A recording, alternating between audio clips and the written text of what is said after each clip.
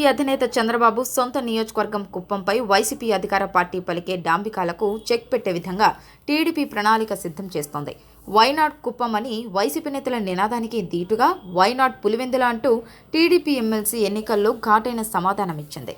2024 ఎన్నికల్లో కుప్పం నియోజకవర్గంలో చంద్రబాబుకు 1,00,000 ఓట్ల మెజార్టీ తీసుకురావాలని టీడీపీ శ్రేణులు పట్టుదలతో ఉన్నాయి.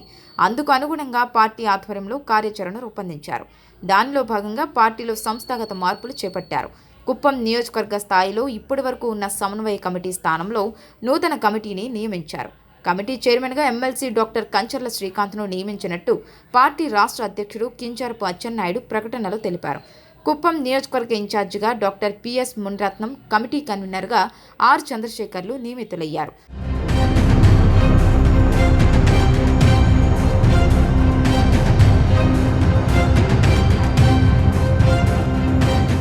సభ్యులుగా మాజీ ఎమ్మెల్సీ గౌనివాని శ్రీనివాసులు, చంద్రబాబు, వ్యక్తిగత కార్యదర్శి మనోహర్, మున్సిపల్ చైర్మన్ అభ్యర్థి డిఎస్ త్రిలోక్ సహా ఇతర సభ్యులను నియమించారు.